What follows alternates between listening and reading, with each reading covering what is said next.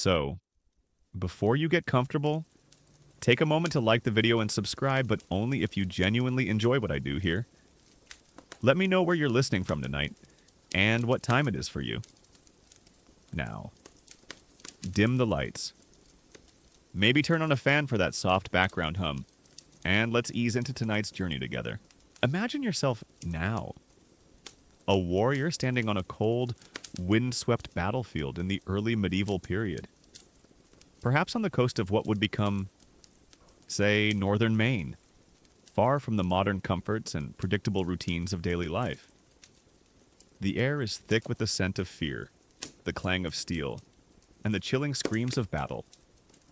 Suddenly, from the enemy lines, you witness a sight that freezes your blood. Individuals, seemingly devoid of pain or fear, charging headlong into the fray, their eyes wild, their movements erratic, sometimes even biting their shields in a frenzy. This is not the disciplined charge of a Roman legionary or the calculated advance of a modern infantry squad in, say, a military exercise in Fort Riley, Kansas. This is something else entirely, a raw, untamed, terrifying force of nature, utterly alien to the ordered chaos of conventional warfare. Consider yourself a Saxon farmer turned militiaman, witnessing these figures for the first time, feeling not just fear, but a primal dread as their guttural roars cut through the din of battle, knowing that normal rules of engagement simply don't apply to these seemingly invincible maniacs. Or perhaps a young Viking recruit, observing these older, revered warriors, feeling a mixture of awe and terror as they enter their trance, wondering what forbidden knowledge or inner strength allows them to transform into such unstoppable engines of destruction. Recognizing that their prowess comes at a steep, incomprehensible cost to their own humanity, far more immediate and less personally secure than simply watching an intense, mixed martial arts fight on television in, say, suburban Las Vegas, Nevada. The hushed whispers among your ranks, once a gentle murmur of battle plans and shared anxieties, now mingle with the chilling sounds of their frenzied panting, the guttural, animalistic shouts of these monstrous figures, and the unspoken dread of inevitable, horrifying confrontation, thick with the pervasive anxiety of a body facing a foe utterly detached from the natural instincts of self-preservation and rational thought. This is the pervasive, often terrifying reality of the savage roar, introducing berserker fury, where the very essence of warfare was not about strategy or skill, but about raw, uncontrollable, primal rage, transforming a human warrior into a terrifying, almost mythical force, and revealing a chilling truth that in these brutal times, the most potent weapon was often not steel or cunning, but the sheer, unadulterated madness of a warrior who had willingly stepped beyond the bounds of human fear and pain, making every wild shriek a testament to their terrifying transformation, and every unblinking stare a silent promise of relentless violence. When you think of a Viking warrior, what comes to mind? A horned helmet, though historically inaccurate? It's still the popular image. A longboat slicing through icy waters, a formidable axe. But within the sagas and historical accounts, a particular type of Viking warrior stands out. Shrouded in myth and terror, the berserker. These were not just fierce fighters, they were said to enter a trance-like state of uncontrollable fury, a madness that made them seemingly impervious to pain and fear. And tonight, we pull back the curtain on the savage roar, introducing berserker fury. A common historical truth is that Viking berserkers were legendary Norse warriors described in sagas as fighting in a trance-like fury, sometimes even biting their shields, seemingly impervious to pain, and were believed to be connected to the god Odin, embodying a terrifying, almost supernatural ferocity on the battlefield. Historians still widely debate the precise nature of the berserker state, and whether it was a genuine psychological phenomenon induced by substances or ritual, or largely a literary exaggeration to emphasize their fearsome reputation. Imagine yourself, then, a farmer living in a small, unprotected village on the coast of, say, what would become modern-day Delaware, suddenly seeing the ominous silhouettes of longships on the horizon. As the Vikings disembark, among them are figures who move differently, with a raw, almost animalistic energy, They might be bare-chested or clad only in animal skins, snarling and foaming at the mouth, seemingly oblivious to the chaos around them. This is your first terrifying encounter with berserker fury. The term berserker itself is fascinating. It's generally believed to derive from Old Norse berserker, which can mean either bear shirt, referring to those who wore bear skins in battle, or bear shirt, suggesting they fought without armor, relying on their fury for protection. Both interpretations paint a picture of a warrior who shed the conventions of human warfare to embrace a more primal, animalistic form of combat. Forget the disciplined phalanx of ancient Greece or the gunpowder lines of the 18th century. This was pure, unadulterated, unhinged aggression, a force that, as we hinted in our introduction, would make a modern-day professional wrestler or even a seasoned combat veteran in, say, a training exercise at Fort Benning, Georgia, seem positively restrained. The sagas describe berserkers as entering a state of frenzied rage. A berserkergang. In this state, they would gnaw at their shield rims, howl like wild animals, and show superhuman strength and endurance. They were said to be immune to iron and fire, fighting with reckless abandon, often ahead of the main Viking force. Their presence alone was a psychological weapon, striking terror into the hearts of their enemies. Imagine confronting a warrior who seems to feel no pain, who charges straight at you through a hail of arrows, their eyes wide with an unsettling madness.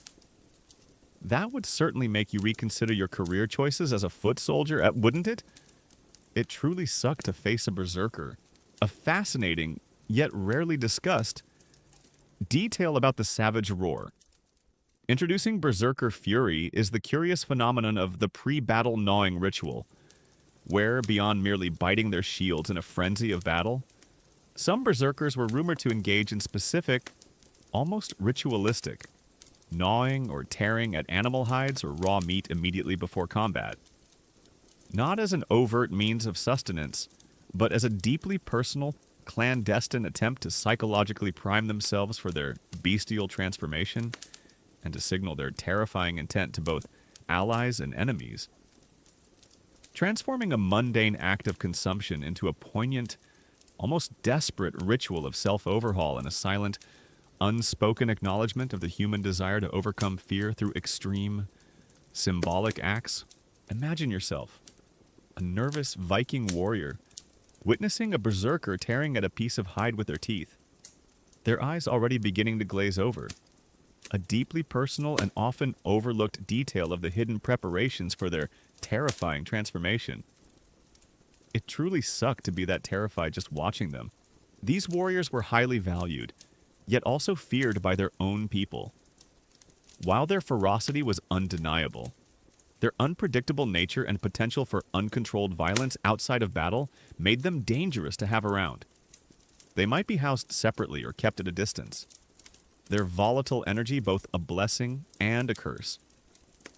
This dual perception made them unique figures within Viking society, embodying both the pinnacle of martial prowess and the terrifying edge of madness. The question of how berserkers achieved this state has been a subject of endless speculation and academic debate.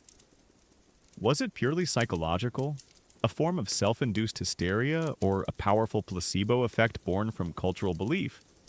Was it a result of ingesting hallucinogenic substances, such as the mushroom Amanita muscaria, or perhaps large quantities of alcohol? Or was it a combination of extreme psychological conditioning, a deep connection to spiritual beliefs, and the sheer adrenaline of battle? The mystery behind their fury is as compelling as their legend itself, making them one of the most enigmatic figures in military history, far more intriguing than, say, a modern special operations soldier on a top-secret mission in the Middle East. Historians still widely debate the precise etymological origin of the term berserker, and whether it more accurately refers to wearing bearskins or fighting bare-shirted, as both interpretations have strong linguistic and cultural support within Old Norse literature. The berserker's roar was more than just a sound. It was a prelude to chaos. It was the sound of a human being shedding their fear, their self-preservation, and perhaps even their sanity to become a living weapon. This raw, guttural cry would have cut through the din of battle, striking terror into the hearts of those who heard it, signaling the arrival of an enemy unlike any other. It was a terrifying symphony of destruction, a chilling anthem of madness that resonated across the bloody fields of early medieval Europe, making them legends long before their time. The savage roar. Introducing Berserker Fury serves as our chilling introduction to these mythical, yet undeniably real figures of Viking history. It sets the stage for a deeper exploration of their methods, their beliefs, and the brutal reality of their existence, transforming a legendary warrior into a profound, often disturbing case study in human psychology and combat. It offers a unique insight into the brutal, sometimes incomprehensible, realities of ancient warfare, where the most potent weapon was often not steel or cunning, but the sheer, unadulterated madness of a warrior who had willingly stepped beyond the bounds of human fear and pain, making every wild shriek a testament to their terrifying transformation, and every unblinking stare a silent promise of relentless violence. As you drift off to sleep tonight, perhaps feeling the quiet comfort of your own safe, warm bed, your profound appreciation for modern concepts of psychological well-being, and the secure knowledge that battle-induced madness is largely a thing of the past. Remember the medieval warrior, facing an enemy who seemed to embody the very essence of untamed fury. A chilling testament to the brutal truth about Viking berserkers. Let's gently return from the chilling introduction to the savage roar. Introducing Berserker Fury, where you, a modern person, grimaced at the thought of encountering such primal, terrifying warriors. If Chapter 1 set the stage for their legendary ferocity, tonight we'll delve deeper into the very core of their combat effectiveness. The mysterious trance state they entered and how it manifested on the battlefield.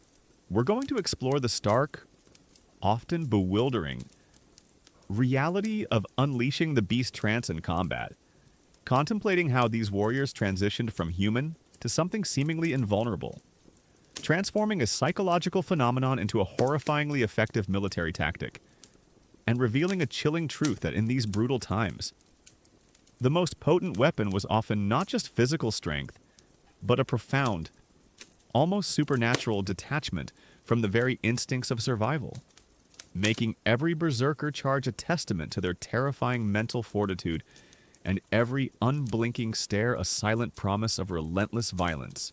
Imagine yourself, now, a soldier on a windswept European battlefield in the early medieval period, perhaps in a skirmish near what would become, say, the rocky coast of Massachusetts, far from the controlled environments of modern combat simulations. The air is thick with the metallic tang of blood and the guttural cries of men. Suddenly, a new sound pierces the din, a deep, animalistic growl, followed by a charge that defies all logic.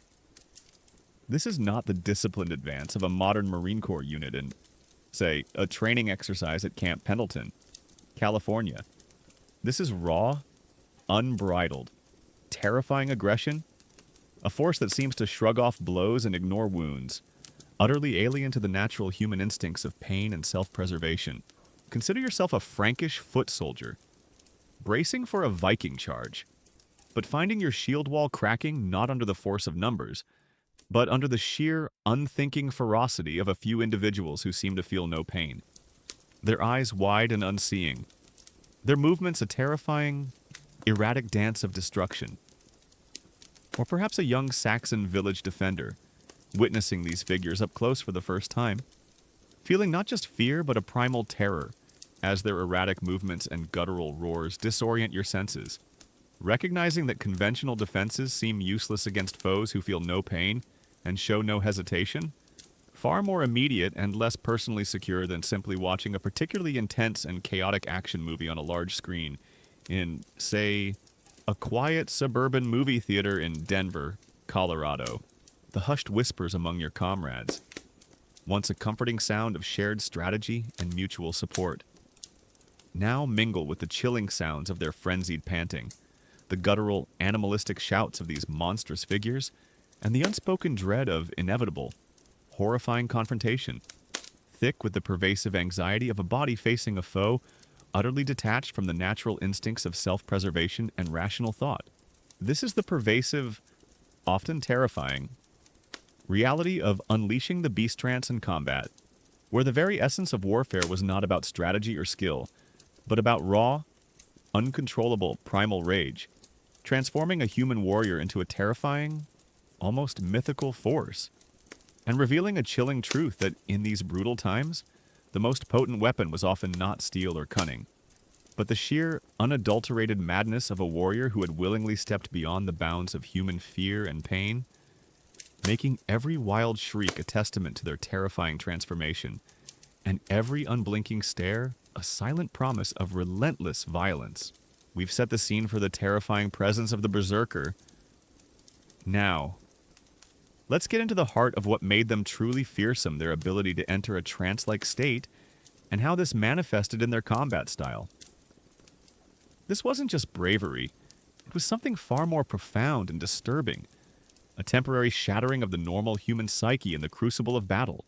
A common historical truth is that berserkers were said to enter a state of extreme fury, often described as a trance or ecstatic rage, during which they demonstrated enhanced strength, a disregard for pain, and a tendency to attack indiscriminately, sometimes even turning on allies once the frenzy subsided.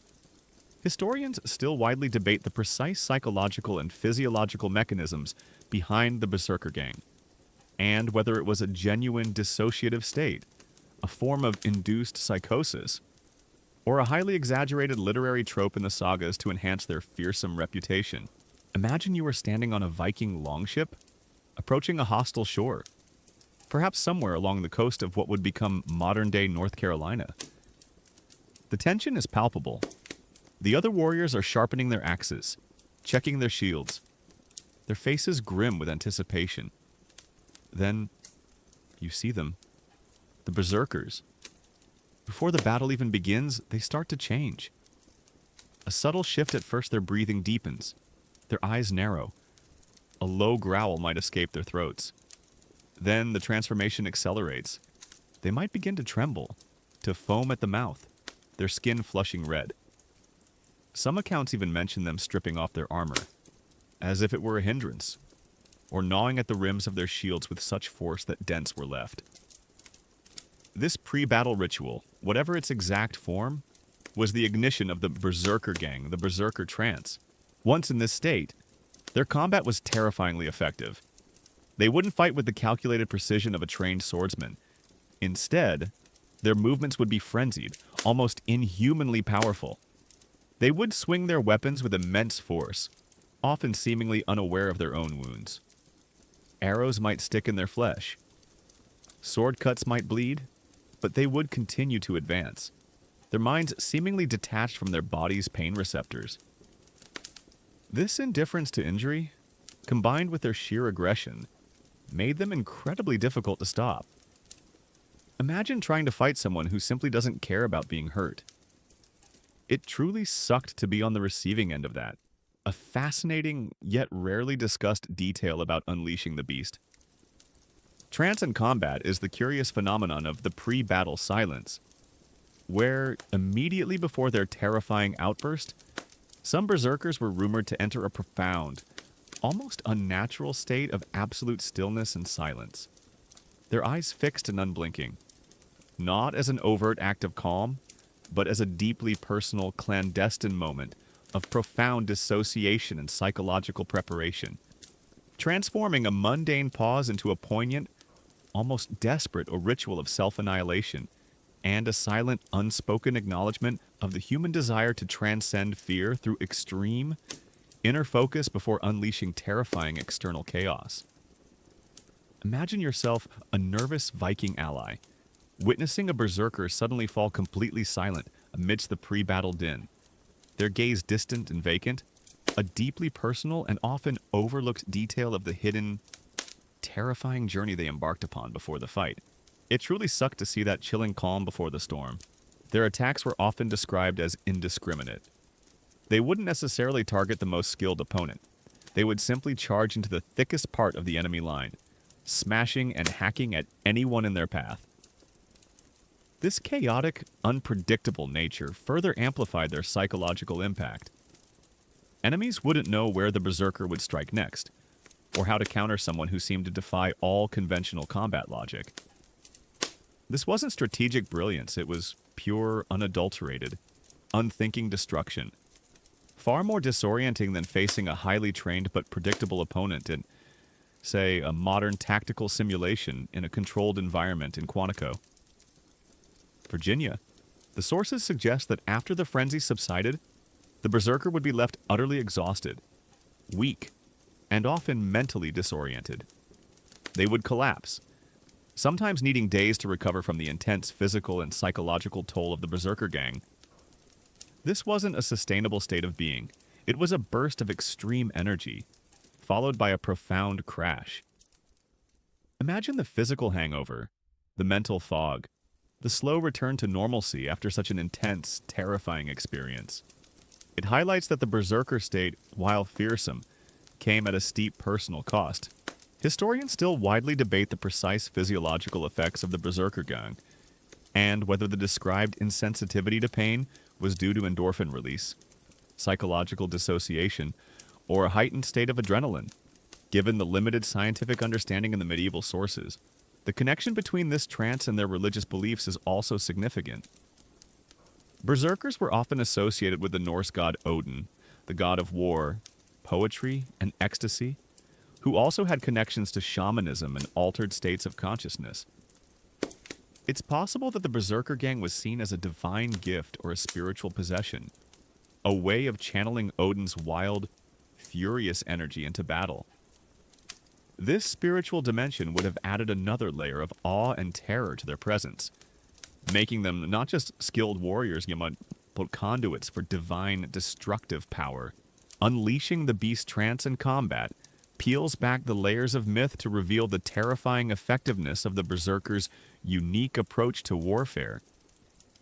It emphasizes that their power lay not just in their physical prowess, but in their ability to transcend normal human limitations through a profound, if temporary, alteration of their mental state. It offers a unique insight into the brutal, sometimes incomprehensible realities of ancient warfare, where the most potent weapon was often not steel or cunning, but a profound, almost supernatural detachment from the very instincts of survival, making every berserker charge a testament to their terrifying mental fortitude and every unblinking stare a silent promise of relentless violence. As you drift off to sleep tonight, perhaps feeling the quiet comfort of your own safe, warm bed, your profound appreciation for modern concepts of psychological stability, and the secure knowledge that true battle-induced madness is largely confined to the history books. Remember the medieval warrior, facing an enemy who seemed to embody the very essence of untamed, unthinking fury. A chilling testament to the brutal truth about Viking berserkers. Let's gently return from the bewildering reality of unleashing the beast trance in combat, where you, a modern person, marveled at the berserkers' terrifying indifference to pain. If Chapter 2 explored the manifestations of their rage, tonight we'll delve into one of the most enduring and hotly debated theories behind their extraordinary states, the potential role of mind-altering substances. We're going to explore the stark, often controversial reality of chemical fury. Hallucinogens and rage, contemplating how ancient peoples might have sought to chemically induce the very madness that made these warriors legendary, transforming a physiological desire into a terrifying, self-inflicted alteration of consciousness, and revealing the chilling truth that in these brutal times, the line between spiritual ritual and chemical manipulation was often blurred, making every ingested substance a testament to desperate psychological preparation, and every frenzied attack a silent, drug-fueled promise of relentless violence. Imagine yourself now, a warrior in a pre-battle encampment in the Viking Age, perhaps somewhere in the dense forests of what would become, say, rural Minnesota, far from the controlled environments of modern pharmacology or addiction treatment centers. The air is thick with the smell of wood smoke, damp earth, and the nervous anticipation of battle. As you prepare, You observe some of your comrades engaging in strange rituals, perhaps consuming unfamiliar plants or potent brews, their eyes already beginning to glaze over, their movements becoming subtly agitated. This is not the measured consumption of modern performance-enhancing drugs by an athlete in, say, a locker room in Anaheim, California. This is raw, experimental, and incredibly dangerous self-medication for the battlefield. A desperate attempt to transcend fear and pain.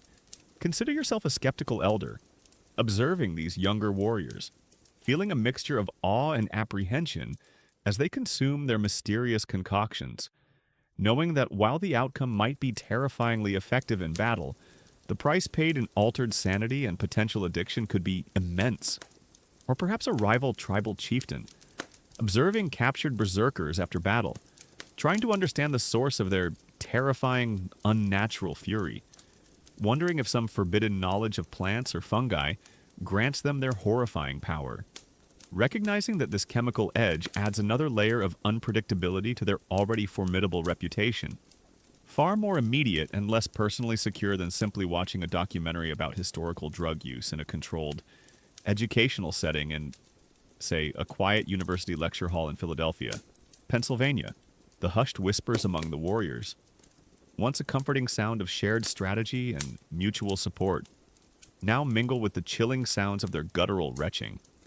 The pervasive, sickly sweet odor of strange plant matter, and the unspoken dread of inevitable, horrifying intoxication.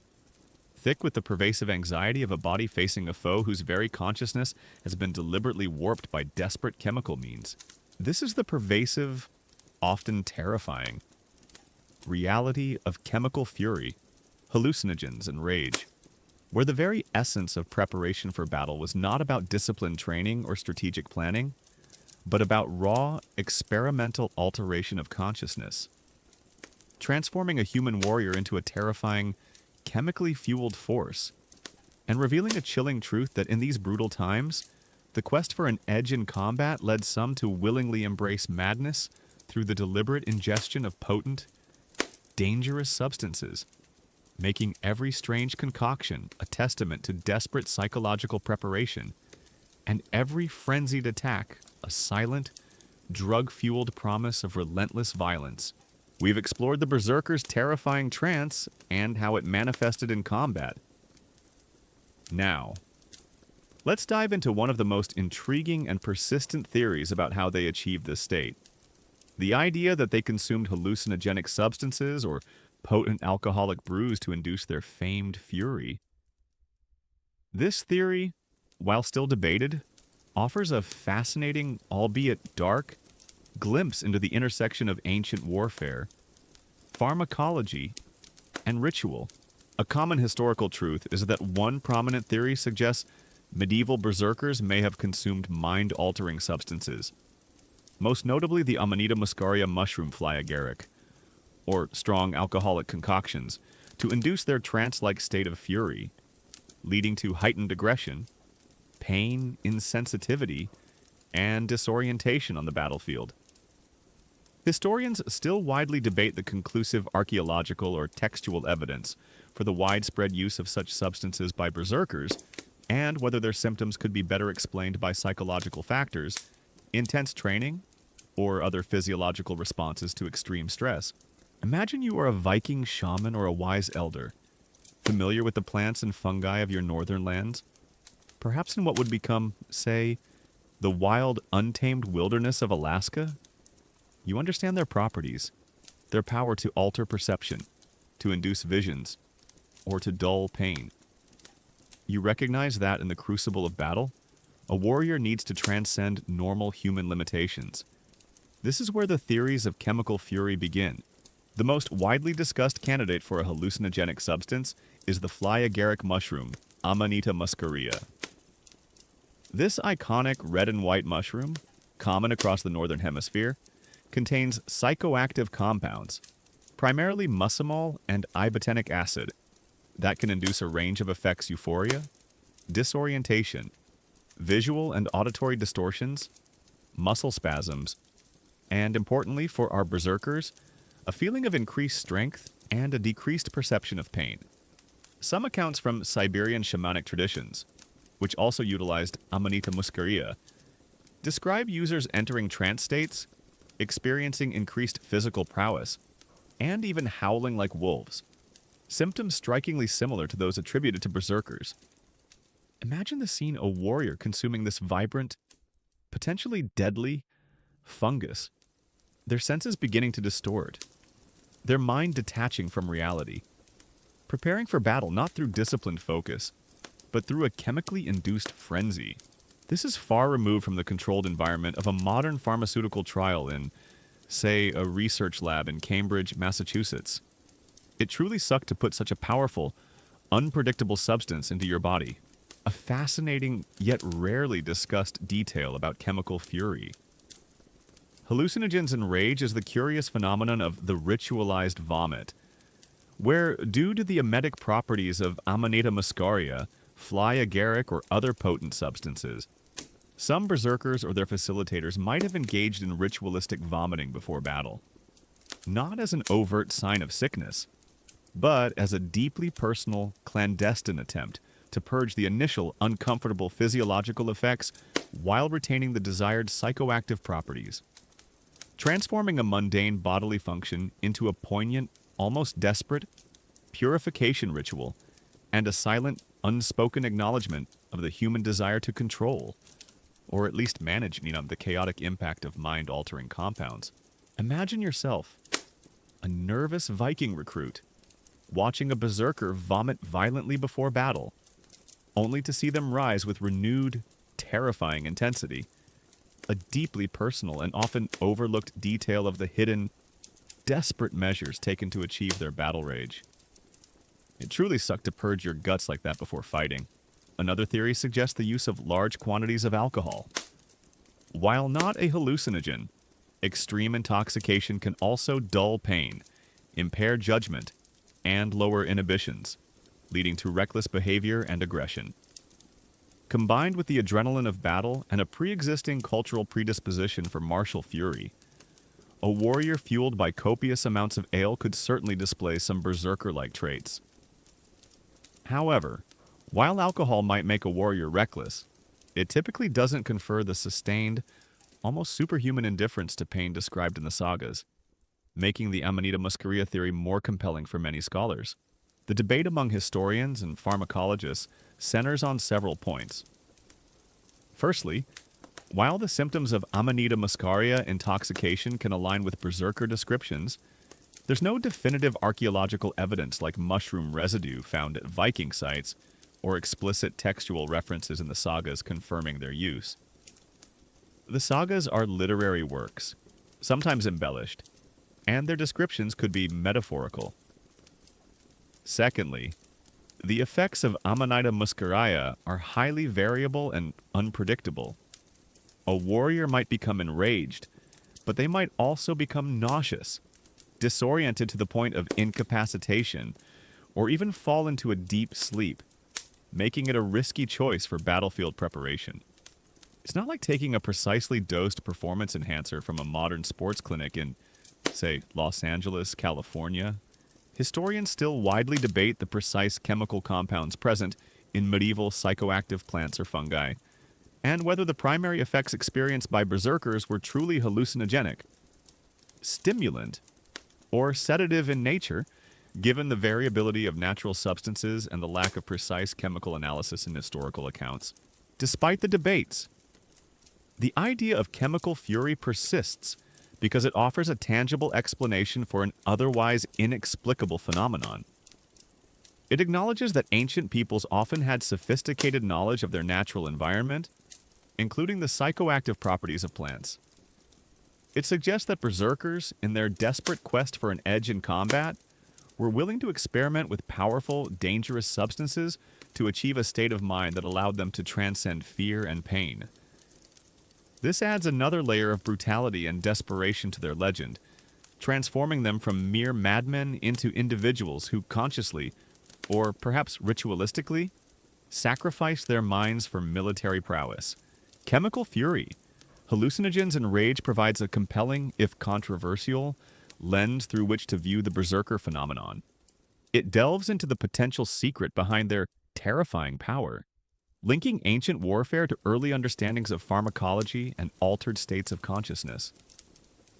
It offers a unique insight into the brutal, sometimes incomprehensible realities of ancient warfare, where the quest for an edge in combat led some to willingly embrace madness through the deliberate ingestion of potent, dangerous substances, making every strange concoction a testament to desperate psychological preparation, and every frenzied attack a silent, drug-fueled promise of relentless violence. As you drift off to sleep tonight, perhaps feeling the quiet comfort of your own safe, warm bed, your profound appreciation for modern medicine and its precise understanding of chemical compounds, and the secure knowledge that your consciousness is your own. Remember the medieval warrior, risking sanity and even life to achieve a chemically induced rage, a chilling testament to the brutal truth about Viking berserkers. Let's gently return from the controversial reality of chemical fury, hallucinogens, and rage, where you, a modern person, considered the mind-altering substances some berserkers might have ingested. If Chapter 3 explored their potential chemical catalysts, tonight we'll shift our focus to their striking, often symbolic, appearance. We're going to explore the stark, often bewildering reality of bearskin warriors' attire and symbolism, contemplating how the choice of animal hides as primary battle dress transformed these warriors from mere humans into terrifying, almost mythical, beasts, blurring the lines between man and nature, and revealing a chilling truth that in these brutal times, even clothing became a potent psychological weapon, making every bear or wolf skin a testament to their fearsome identity, and every guttural roar a silent declaration of their untamed spirit. Imagine yourself now, a warrior standing on a cold, wind-swept battlefield in the early medieval period, perhaps in the rugged highlands of what would become, say, Northern California, far from the standardized uniforms and precise insignias of a modern military. The air is thick with the scent of damp earth, wood smoke, and the nervous anticipation of battle. Suddenly, from the enemy lines, you witness a sight that sends a shiver down your spine. Figures emerging, not in the gleam of mail or the practicality of hardened leather, but clad in the raw, powerful pelts of bears or wolves, their forms seemingly merging with the wild beasts they embody. This is not the calculated psychological intimidation of a modern special forces unit in, say, a highly coordinated raid in a desert training ground in Arizona. This is raw, primal, and deeply unsettling. A visual declaration of untamed ferocity. Consider yourself a Saxon skirmisher, seeing these figures for the first time, feeling not just fear, but a profound, almost superstitious dread as their animalistic attire and snarling faces seem to merge with the very beasts of the wilderness, knowing that these foes represent something ancient and terrifying, beyond the comprehension of conventional warfare. Or perhaps a young Viking thrall, observing these revered warriors preparing for battle, feeling a mixture of awe and terror as they don their sacred animal skins, wondering what ancient magic or raw courage allows them to embrace such a wild, dangerous identity, recognizing that their appearance is both a shield and a declaration of their terrifying prowess. Far more immediate and less personally secure than simply watching a meticulously crafted historical drama on a streaming service in a comfortable living room in, say, suburban Atlanta, Georgia, the hushed whispers among your ranks, once a gentle murmur of battle plans and shared anxieties, now mingle with the chilling sounds of rustling fur, the guttural, animalistic shouts of these monstrous figures, and the unspoken dread of inevitable, horrifying confrontation, thick with the pervasive anxiety of a body facing a foe whose very appearance proclaims their detachment from the norms of human combat and their embrace of a primal, predatory nature. This is the pervasive, often terrifying, reality of bearskin warriors' attire and symbolism, where the very essence of battle dress was not about protection or uniformity, but about raw psychological intimidation and the channeling of wild power, transforming a human warrior into a terrifying, almost mythical beast, and revealing a chilling truth that in these brutal times, even clothing became a potent psychological weapon, making every bear or wolf skin a testament to their fearsome identity and every guttural roar a silent declaration of their untamed spirit. We've ventured into the berserker's frenzied trance and even the controversial theories of chemical induction. Now, let's focus on something far more tangible, yet equally symbolic: their distinctive attire. Or, more accurately, their lack of conventional attire and their embrace of animal skins. This wasn't just a fashion choice, it was a profound statement, a psychological weapon, and a deeply symbolic representation of their warrior identity. A common historical truth is that berserkers are often depicted in sagas and later artistic representations as wearing animal pelts. Primarily those of bears, hence bear shirt from berserker or wolves ulfednar for wolf hides, instead of traditional armor, symbolizing their animalistic fury and connection to the wild. Historians still widely debate the precise prevalence of this attire in actual combat, and whether it was primarily a ritualistic or symbolic dress for certain occasions, or a common battlefield practice for all berserkers, given the practical vulnerabilities of fighting without metal armor. Imagine yourself, then, a Viking warrior preparing for a raid on a monastery along the coast of, say, rural Ireland, or perhaps a fortified Anglo-Saxon settlement near what would become, say, the fertile plains of Iowa, while most of your comrades are strapping on their mail shirts, adjusting their helmets, and lacing up their leather greaves. They are doing something different. The berserkers, instead of steel and leather, they might be wrapping themselves in the rough, powerful pelt of a bear, its shaggy fur a stark contrast to the glint of conventional armor. Or perhaps they don the shaggy, fearsome hide of a wolf, a symbol of cunning and relentless predation. This isn't a warm winter coat. It's a battle uniform designed to strike terror. A far cry from the modern protective gear of a SWAT team in, say, a tactical operation in Los Angeles. California, the choice of animal skins was deeply symbolic. The bear was revered in Norse mythology for its immense strength, ferocity, and solitary nature. To wear the skin of a bear was to symbolically embody its power, to channel its raw, untamed aggression. The term berserker itself, as we recalled from The Savage Roar in Chapter 1, is often interpreted as bear shirt. This wasn't just wearing an animal's skin, it was about becoming the animal, shedding human inhibitions and embracing a primal, bestial fury. Imagine looking into the eyes of a warrior wearing a bear's head as a cowl, their own eyes wild and unblinking, their face smeared with war paint, seeming to merge with the very spirit of the formidable beast. That would certainly make you question your chances in a fair fight. Wouldn't it? It truly sucked to face such a foe. A fascinating, yet rarely discussed detail about bearskin warriors' attire and symbolism is the curious phenomenon of the pre-battle animalistic mimicry, where, beyond simply wearing animal pelts, some berserkers were rumored to engage in specific, almost theatrical, mimicry of their chosen animal's behavior before battle, including roaring like bears, howling like wolves, or even crawling on all fours, not as an overt act of madness, but as a deeply personal, clandestine ritual of self-hypnosis and psychological conditioning, transforming a mundane warm-up into a poignant, almost desperate act of self-transformation, and a silent, unspoken acknowledgement of the human desire to transcend fear through extreme, symbolic immersion. Imagine yourself a nervous Viking warrior, witnessing a berserker on the eve of battle, not sharpening their axe, but instead emitting low, guttural growls and slowly shifting their posture. A deeply personal and often overlooked detail of the hidden, terrifying preparations they underwent. It truly sucked to be that unnerved by your own allies. Similarly, the wolf was a powerful symbol in Norse culture, representing ferocity, cunning, and pack loyalty, though berserkers often fought individually.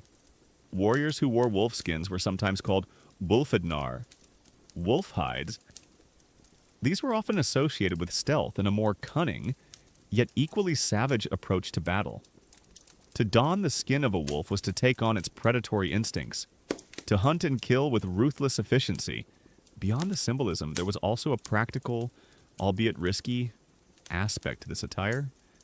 The sagas often describe berserkers fighting bare-chested or with minimal armor, relying solely on their fury and perceived invulnerability. This, too, contributed to their terrifying image. While conventional wisdom would suggest that armor is essential for survival in battle, the berserkers' apparent disregard for it underscored their detachment from self-preservation. It suggested a warrior who either felt no pain or simply didn't care about dying, making them even more terrifying to face.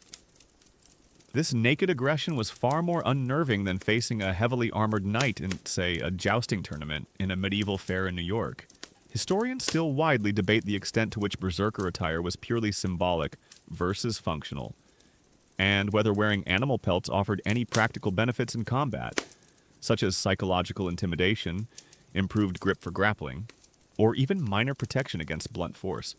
Given the historical evidence for various forms of improvised armor, the visual impact of a berserker charging into battle, clad in animal skins, snarling and howling, would have been immense. It was a spectacle designed to induce fear and panic, far more effective than 1,000 disciplined soldiers.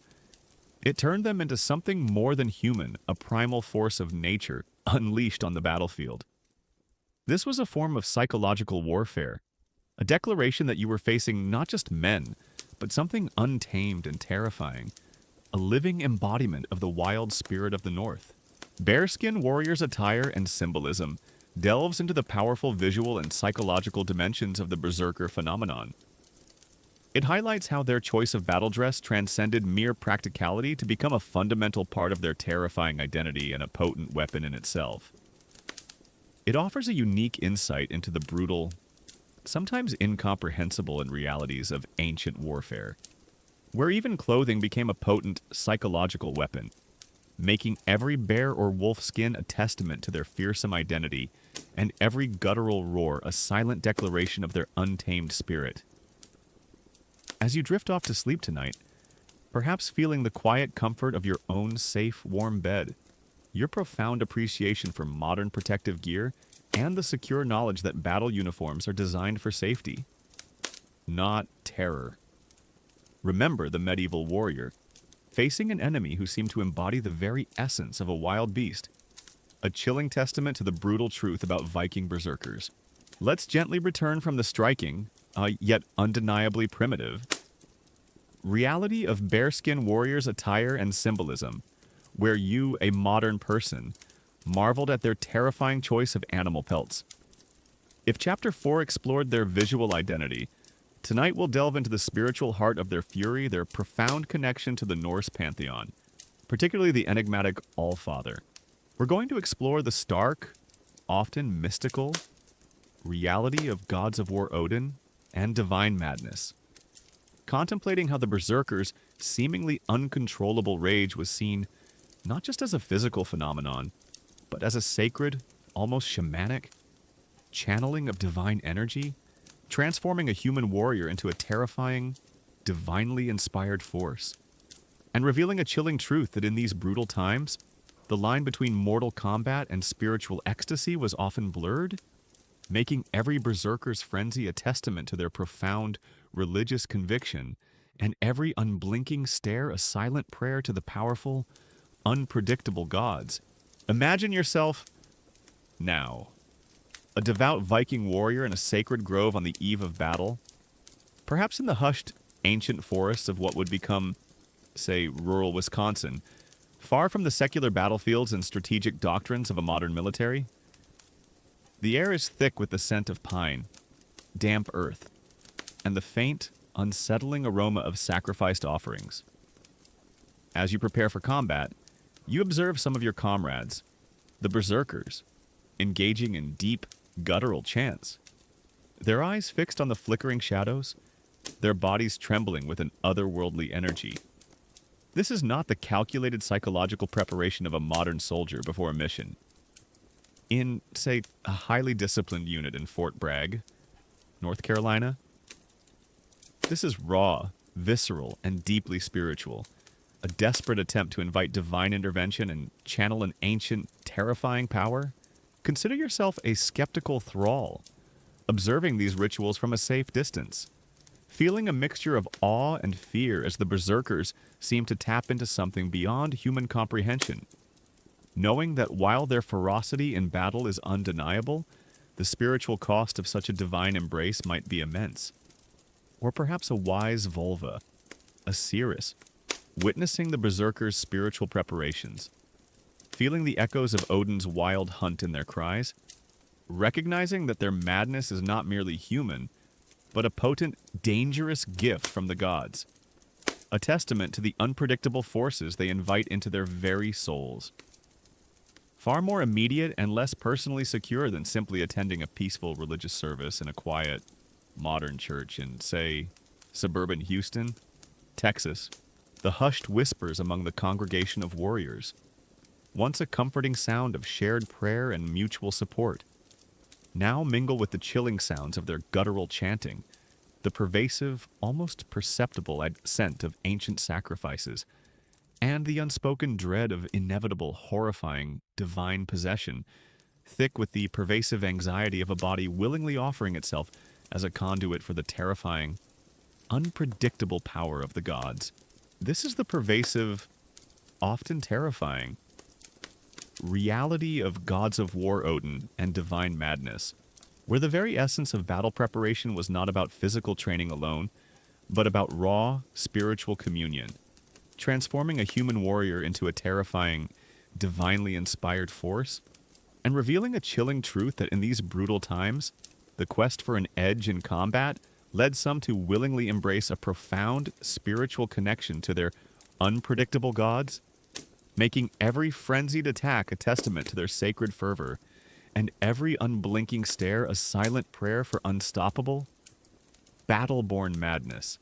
We've dissected the berserkers' physical manifestations and even touched upon the chemical theories behind their rage.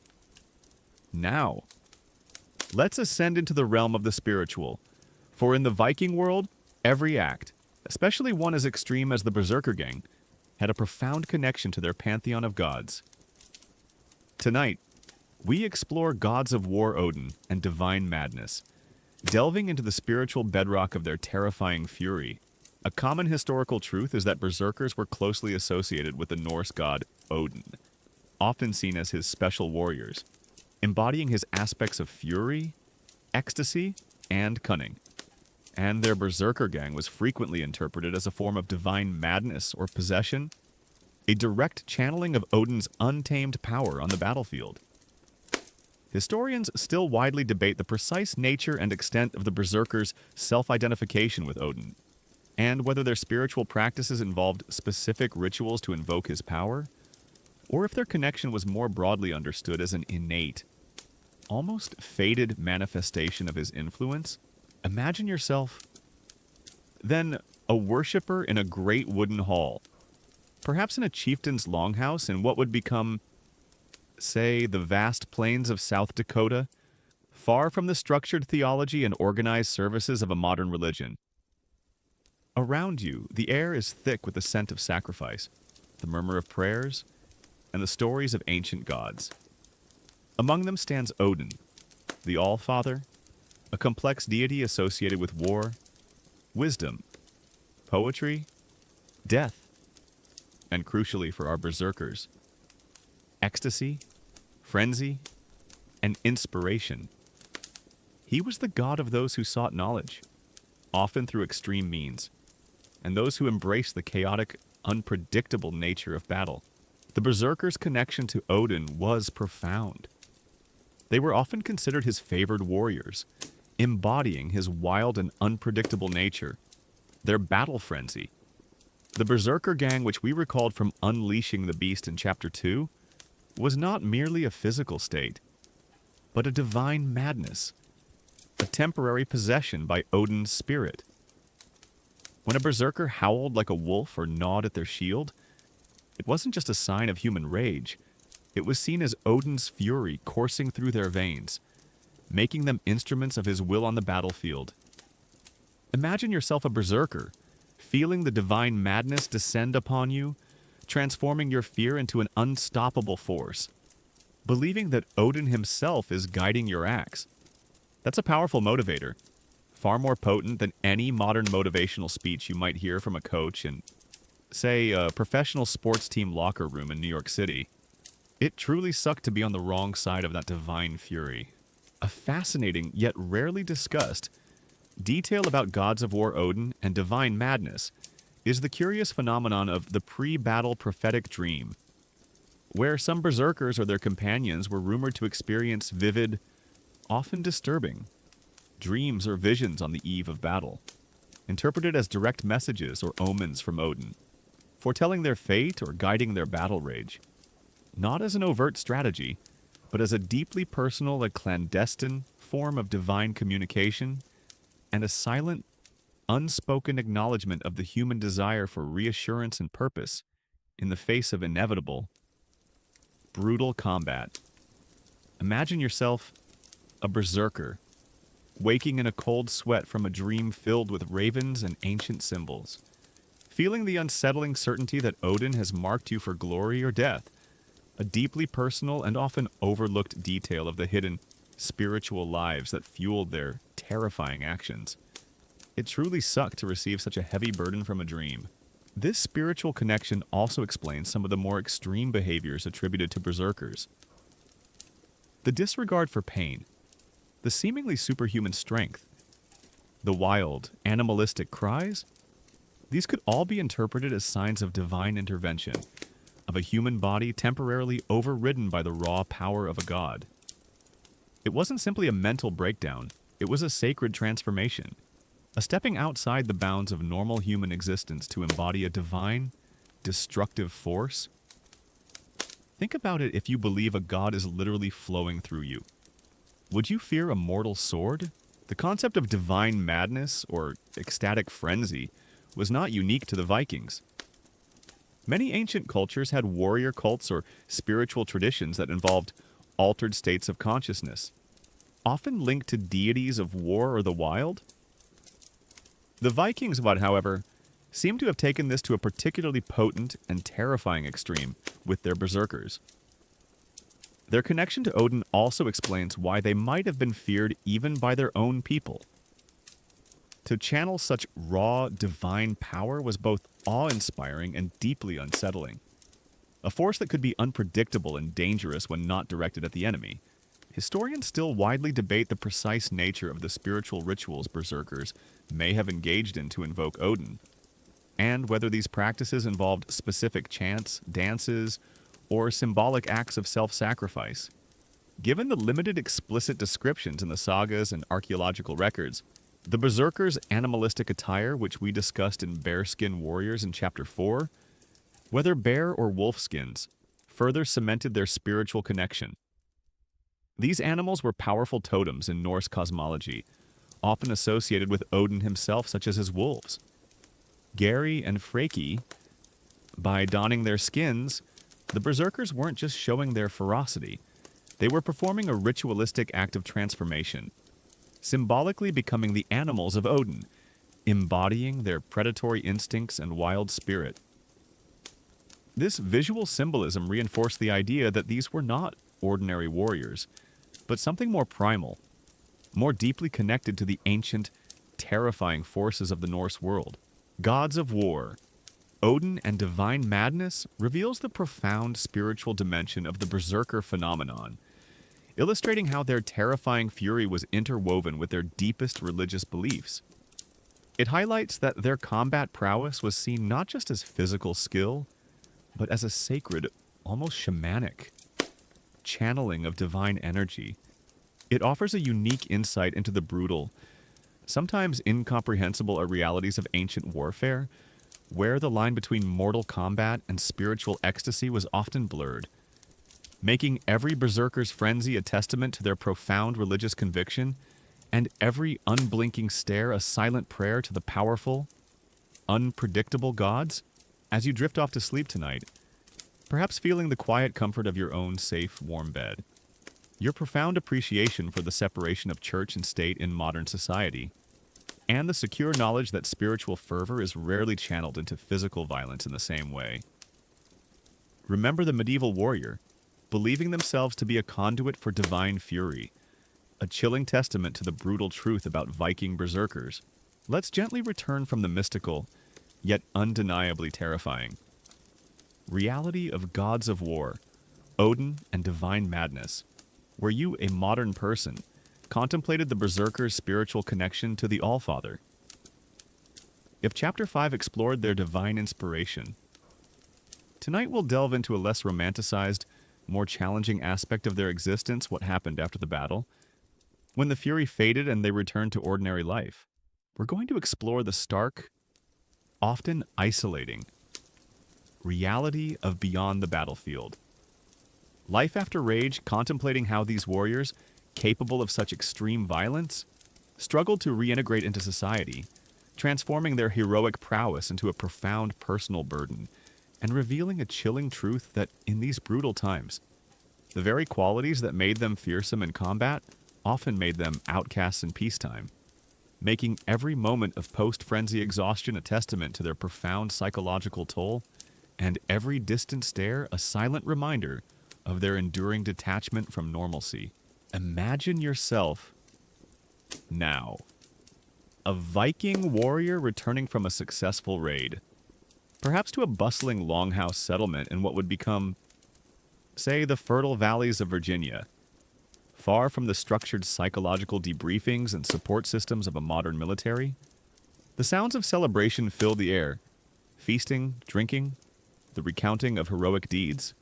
But for some, the berserkers, the transition back is not so easy. Their eyes, once wide with battle madness, are now dull with exhaustion. Their bodies, once impervious to pain, now ache with every bruise and cut. This is not the triumphant return of a disciplined soldier to a welcoming family in, say, a quiet suburban neighborhood in Boise, Idaho. This is a solitary, often painful, reintegration, marked by lingering tremors and a profound sense of alienation. Consider yourself a concerned kinsman, observing a berserker who, moments ago, was a whirlwind of destruction, now slumped by the fire, unresponsive, his gaze vacant, knowing that the very force that protected your people also leaves an indelible, disturbing mark on the warrior's soul.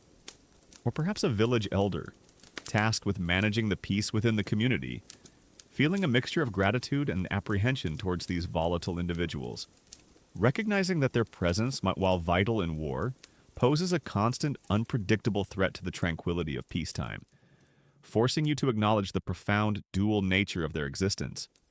Far more immediate and less personally secure than simply dealing with a veteran suffering from post-traumatic stress in a modern, well-resourced medical facility in, say, suburban Washington, D.C., the hushed whispers among the villagers, once a comforting sound of daily life and communal harmony, now mingle with the chilling sounds of their post-battle tremors, the pervasive, almost imperceptible scent of their raw, untamed nature, and the unspoken dread of inevitable, horrifying outbursts, thick with the pervasive anxiety of a community living alongside individuals whose inner demons have been deliberately unleashed. This is the pervasive, often terrifying, reality of beyond the battlefield life after Rage, where the very essence of a warrior's prowess was not about sustainable heroism, but about raw, uncontrollable, self-destructive fury, transforming a heroic figure into a profound, often tragic, social burden, and revealing a chilling truth that in these brutal times, the most potent weapon often left its wielder irrevocably altered, making every moment of post-frenzy exhaustion a testament to their profound psychological toll, and every distant stare a silent reminder of their enduring detachment from normalcy. We've soared with the berserkers on the wings of divine madness, witnessing their terrifying fury in battle. But what happens when the battle is over? When the adrenaline fades, the hallucinogens wear off if they were used, as we discussed in Chemical Fury in Chapter 3, and the divine frenzy recedes. This is the less glamorous, often more tragic. Reality of beyond the battlefield. Life after rage, for the berserker, the return to normal life was rarely easy and often fraught with challenges. A common historical truth is that after experiencing the intense trance of berserkergang, these warriors were often described as falling into a state of extreme exhaustion, weakness, and mental disorientation, sometimes for days, and their unpredictable nature made them difficult to integrate into peaceful Viking society, leading to periods of isolation or specific social roles, or even banishment for uncontrollable behavior. Historians still widely debate the precise long-term psychological and physical effects of repeated berserkergang episodes, and whether it led to chronic mental illness, permanent physical debilitation, or a shorter lifespan, given the limited medical records from the period. Imagine yourself, then, a berserker. The battle now a blur of screams and steel. You might have been a whirlwind of destruction, cutting down foes with seemingly effortless power. But now, as the last enemy falls, your body begins its painful return to normalcy. The heightened senses dull, the pain receptors reactivate, and an overwhelming wave of exhaustion washes over you. You might collapse where you stand, limbs trembling, mind reeling. This is not the celebratory exhaustion of a modern marathon runner collapsing after a race in, say, New York City. This is a profound physiological and psychological crash, far more severe and disorienting. It truly sucked to crash like that. The sagas describe this post-frenzy state as one of profound weakness and vulnerability. After their incredible burst of energy, berserkers were said to be utterly depleted, sometimes sleeping for days, or remaining in a dazed, unresponsive state. Their bodies would ache from unnoticed wounds, their minds struggling to process the horrors they had just inflicted and endured. It was a severe physiological and psychological hangover, a jarring return to reality after transcending the limits of human experience. Beyond the immediate physical and mental recovery, the challenge for berserkers was reintegration into society. A warrior who could turn into an unstoppable, pain-ignoring beast on the battlefield was a valuable asset in war. But in peacetime, such unpredictability was a liability. The same fury that made them fearsome to enemies could make them dangerous to their own people. Imagine living in a close-knit Viking community in, say, a small fjord village in coastal Washington state. You rely on each other for survival. Suddenly, one of your neighbors, known for their terrifying prowess in battle, returns from a raid. You saw them transform, saw the light leave their eyes, saw them gnaw at their shield, a haunting image from the savage roar in Chapter 1. How do you trust such an individual to live peaceably amongst you? To respect social norms, to not lash out in an uncontrolled fit of rage? A fascinating yet rarely discussed detail about beyond the battlefield. Life after rage is the curious phenomenon of the ritualized cooling down chambers, where, in some larger Viking settlements or for particularly renowned berserkers, there might have existed secluded, almost monastic chambers or designated areas where berserkers would be taken immediately after battle, not as an overt punishment, but as a deeply personal, clandestine attempt to allow them to safely recover from their trance in isolation, preventing uncontrolled outbursts and protecting the community, transforming a mundane recovery into a poignant, almost desperate, act of communal self-preservation and a silent, unspoken acknowledgement of the human desire to manage, or at least contain, the chaotic aftermath of extreme psychological states. Imagine yourself, a village elder, guiding a trembling berserker into a dark, quiet hut, locking the door behind them for their own safety and yours.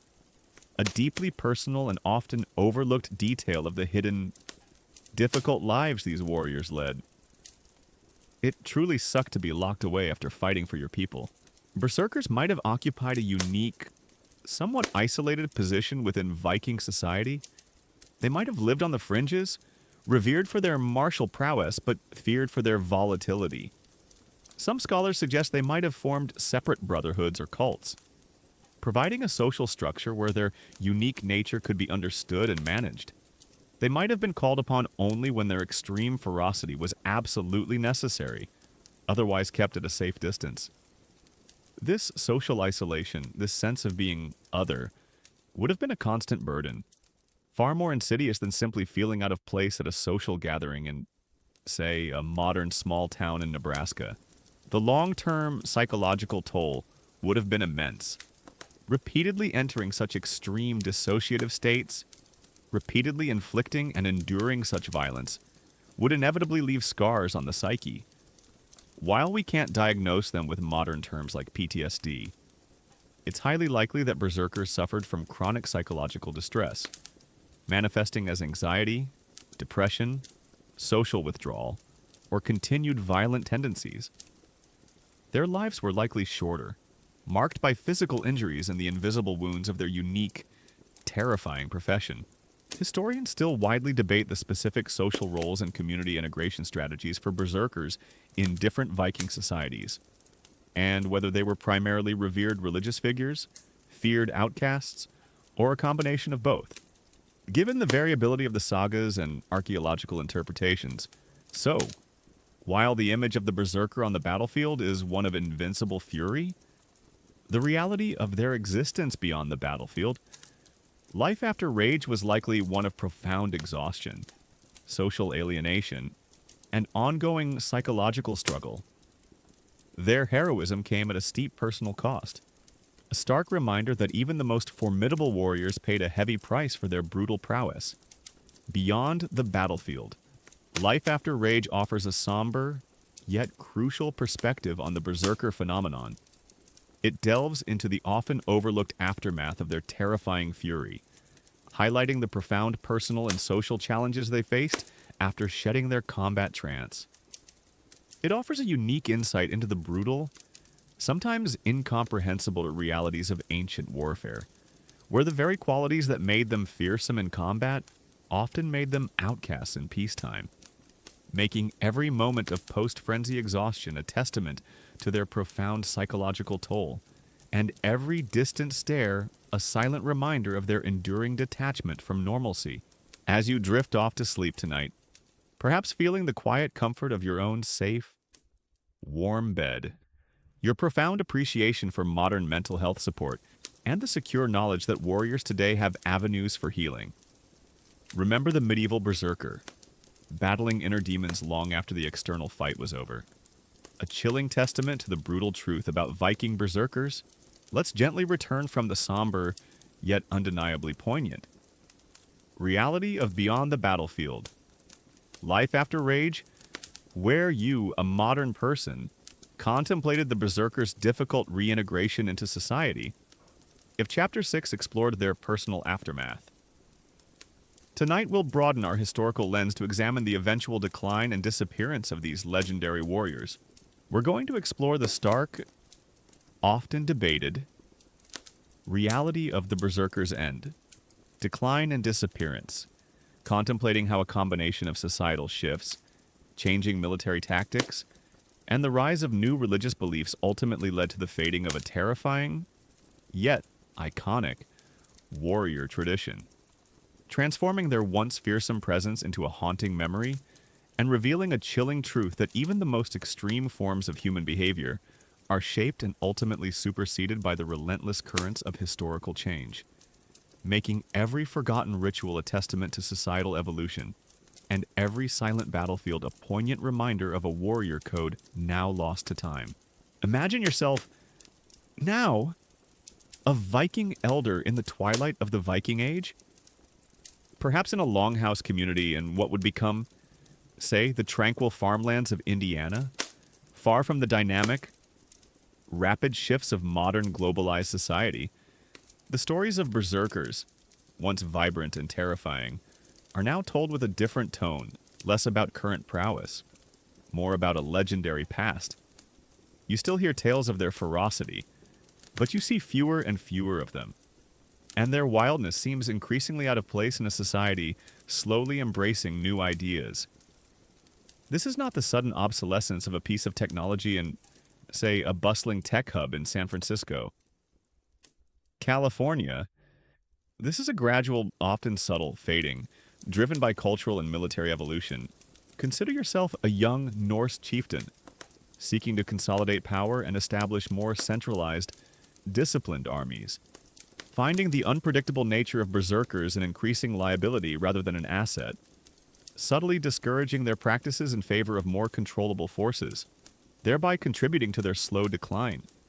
Or perhaps a Christian missionary, arriving in Viking lands, preaching a new faith that emphasizes peace and order, viewing the wild pagan frenzy of the berserkers as an abomination to be suppressed, unwittingly playing a role in the erosion of the spiritual foundations that once sustained their rage. Far more immediate and less personally secure than simply observing the natural evolution of social norms and professional standards in a modern, diverse community in, say, suburban Minneapolis, Minnesota, the hushed whispers among the people, once a comforting sound of shared traditions and ancient lore, now mingle with the chilling sounds of new hymns, the pervasive, almost imperceptible scent of societal change, and the unspoken dread of inevitable, horrifying cultural loss, thick with the pervasive anxiety of a tradition slowly being rendered obsolete by the relentless march of time and the shifting sands of belief. This is the pervasive, often poignant, reality of the berserker's end, decline and disappearance, where the very essence of a warrior tradition was not about eternal power, but about its eventual, inevitable obsolescence, transforming a terrifying force into a profound, often forgotten, historical footnote, and revealing a chilling truth that even the most extreme forms of human behavior are shaped and ultimately superseded by the relentless currents of historical change, making every forgotten ritual a testament to societal evolution, and every silent battlefield a poignant reminder of a warrior code now lost to time. We've journeyed through the berserkers' fury, their potential chemical aids, their symbolic attire, and their spiritual connection. We've even touched upon the challenges of their post-battle lives. But like all unique phenomena, the berserker tradition did not last forever. Tonight, we turn our attention to the berserkers' end decline and disappearance, examining the forces that led to their eventual fading from the historical record and the battlefields of Europe. A common historical truth is that the berserker tradition gradually declined and largely disappeared by the end of the Viking Age and the early medieval period, a process attributed to factors such as the Christianization of Scandinavia, which suppressed pagan practices, and the evolution of military tactics towards more disciplined, organized armies where unpredictable individual frenzy became less advantageous and potentially disruptive. Historians still widely debate the precise chronology and primary causes of the berserkers' disappearance, and whether their decline was a sudden suppression, a gradual fading due to changing social norms, or a combination of various interlocking factors. Imagine yourself, then, a medieval chronicler in the 11th or 12th century, perhaps sitting in a scriptorium in a monastery in what would become, say, the quiet, rolling hills of Kentucky. You are recording the sagas, the oral traditions of a bygone era. You write about the berserkers, these fearsome, almost mythical warriors, but you do so with a sense of distance, as if describing something from a past that is no longer truly present. Their era, the Viking Age, is drawing to a close, and with it, the environment that fostered such extreme warrior types is changing. One of the most significant factors in the decline of the berserker tradition was the Christianization of Scandinavia. As the Norse lands gradually adopted Christianity, the old pagan beliefs, with their emphasis on gods like Odin and their acceptance of ecstatic, frenzied rituals, began to wane. The wild, untamed fury of the berserker, once seen as a divine gift as we discussed in Gods of War in Chapter 5, became increasingly viewed as demonic possession, unholy madness, or simply uncivilized behavior by the new Christian authorities.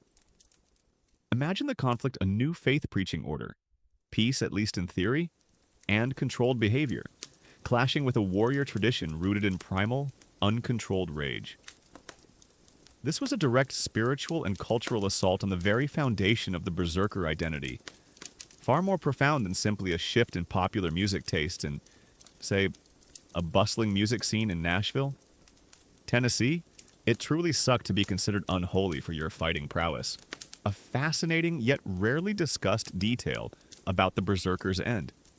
Decline and disappearance is the curious phenomenon of the berserker's last stand in isolated pockets, where, despite their overall decline, scattered accounts suggest that remnants of berserker-like warriors might have persisted in more remote or conservative regions of Scandinavia or Iceland for longer periods, clinging to their ancient traditions even as the dominant culture shifted, not as an overt resurgence, but as a deeply personal clandestine defiance against the encroaching new order and a silent, unspoken acknowledgement of the human desire to preserve identity in the face of overwhelming change. Imagine yourself, a Christian missionary venturing into a secluded fjord, hearing hushed whispers of old ways and seeing a lone warrior still wearing a wolfskin. A deeply personal and often overlooked detail of the lingering echoes of a fading tradition. It truly sucked to be an anachronism. Another crucial factor was the evolution of military tactics and organization. Early Viking raids often involved smaller, less organized groups, where the individual ferocity of berserkers could have a disproportionate impact, creating chaos and panic among less prepared defenders. However, as kingdoms consolidated and armies became larger, more disciplined, and more professional, the unpredictable nature of the berserker became less of an asset and more of a liability. A disciplined shield wall, acting as a cohesive unit, could be disrupted by a berserker who might suddenly turn on allies or charge recklessly out of formation. Military leaders began to favor controllable, reliable soldiers over volatile, unhinged warriors. Imagine a modern general trying to incorporate a totally unpredictable, drug-fueled, howling warrior into a precise, coordinated military operation in, say, a high-tech command center in the Pentagon. It just doesn't fit. The practical dangers also played a role.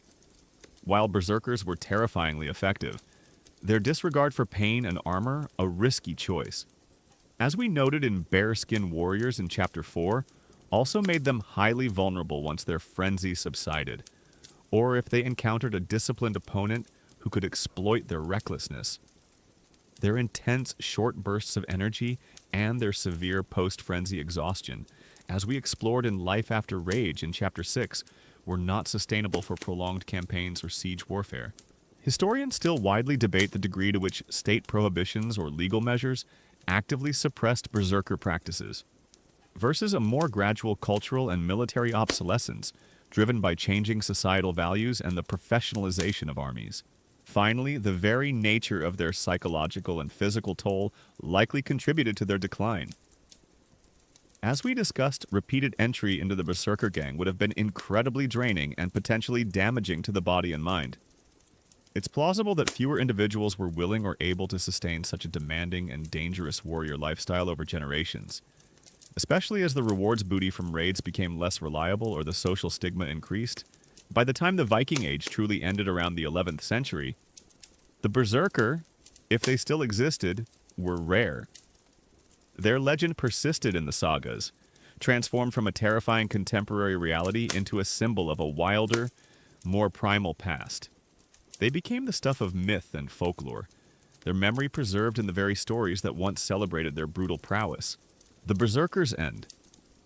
Decline and disappearance offers a poignant conclusion to their historical presence, illustrating how cultural, military, and societal shifts ultimately led to the fading of a once dominant warrior tradition.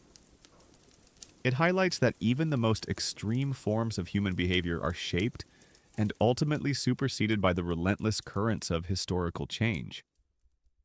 It offers a unique insight into the brutal, sometimes incomprehensible realities of ancient warfare, where even the most fearsome warriors eventually gave way to new ways of fighting and believing, making every forgotten ritual a testament to societal evolution and every silent battlefield a poignant reminder of a warrior code now lost to time.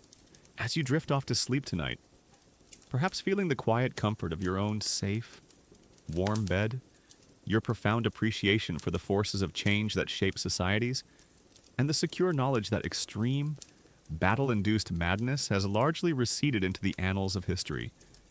Remember the fading echo of the berserker's roar, a chilling testament to the brutal truth about Viking berserkers. Let's gently return from the poignant reality of the berserker's end, decline and disappearance, where you, a modern person, contemplated how cultural shifts led to their fading. If Chapter 7 explored their historical demise, tonight we'll jump forward in time to see how their powerful image has persisted and evolved in our modern consciousness. We're going to explore the stark, often misunderstood, reality of modern Echo's legacy in pop culture, contemplating how the terrifying figure of the berserker has been embraced and reinterpreted across various forms of popular media, transforming a historical terror into a recurring archetype and revealing a chilling truth that even centuries later, the primal allure of uncontrolled fury and superhuman strength continues to captivate our imaginations, making every video game character a testament to their enduring appeal, and every stylized depiction a silent echo of their ancient, brutal legacy. Imagine yourself now, relaxing in your comfortable living room, perhaps in a bustling suburban town in what would become, say, coastal Florida, far from the ancient battlefields of Scandinavia. You pick up a video game controller, or settle in to watch a fantasy epic on a streaming service. Suddenly, you encounter them characters, often hulking and wild-eyed, who enter a state of unstoppable rage, shrugging off damage, their attacks becoming devastatingly powerful. This is not the measured, historical reality of an actual Viking warrior in, say, a quiet archaeological dig in Minnesota. This is a distilled, often exaggerated pop culture rendition, drawing on the legend of the berserker. Consider yourself a teenager, discovering these characters for the first time in a high fantasy novel, feeling a thrill of excitement at their raw power and untamed spirit, unknowingly absorbing a romanticized version of ancient historical figures. Or perhaps a game designer, brainstorming new character classes for a role-playing game, recognizing the inherent appeal of a rage mechanic and drawing direct inspiration from the historical accounts of berserkers to create a formidable, yet often unbalanced, combat archetype, forcing you to acknowledge the powerful, enduring narrative of extreme, battle-born fury, far more immediate and less personally secure than simply analyzing a dry historical text in a quiet university library in, say, Boston, Massachusetts. The hushed whispers of your own thoughts, once a comforting sound of everyday concerns, now mingle with the thrilling sounds of digital combat, the pervasive, almost perceptible scent of stylized violence, and the unspoken desire for raw power, thick with the pervasive anxiety of a culture endlessly fascinated by the limits of human aggression.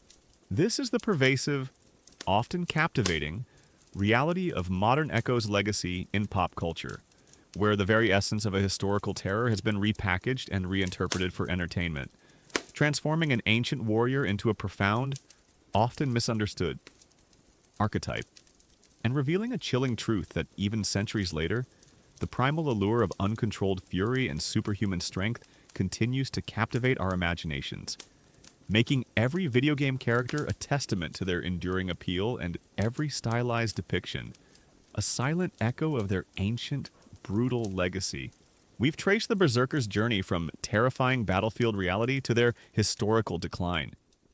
But even though they vanished from the physical battlefield centuries ago, their powerful image has certainly not vanished from our collective consciousness. In fact, the concept of the berserker has experienced a remarkable resurgence, particularly in popular culture. Tonight, we explore modern Echo's legacy in pop culture, seeing how these ancient warriors continue to inspire, fascinate, and often be misunderstood in our contemporary world. A common historical truth is that the concept of the berserker, though often romanticized and exaggerated, remains a potent archetype in modern popular culture, frequently appearing in video games, fantasy literature, movies, and television as a character class or figure defined by uncontrollable rage, immense strength, and a disregard for pain, often drawing loosely from historical sagas and mythology. Historians and cultural critics still widely debate the extent to which these modern portrayals accurately reflect historical understanding versus perpetuating stereotypes.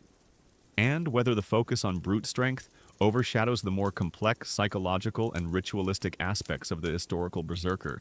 Imagine yourself, then browse the shelves of a comic book store in, say, downtown Portland, Oregon, or scrolling through character options in a new role-playing video game released from a studio in, say, Santa Monica, California. You'll inevitably encounter a character class called the Berserker, or perhaps a barbarian with rage abilities. This character is almost universally depicted as a heavily muscled, often wild-haired, axe-wielding warrior who can enter a state of heightened fury, gaining increased damage output and damage resistance, often at the cost of control or defense. This is our modern berserker, a streamlined, gamified version of an ancient terror. The appeal is obvious. In a fictional context, the idea of a character who can simply turn off pain and fear, becoming an unstoppable engine of destruction, is incredibly compelling. It taps into a primal fantasy of raw power and uninhibited aggression.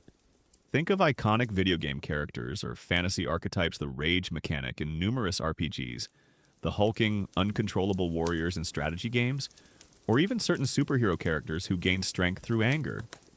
All of them owe a debt, directly or indirectly, to the legendary image of the berserker. This is far more appealing to a gamer than the messy, painful reality of historical combat, like trying to survive a real medieval siege in, say, rural Pennsylvania. It truly sucked to be a real berserker.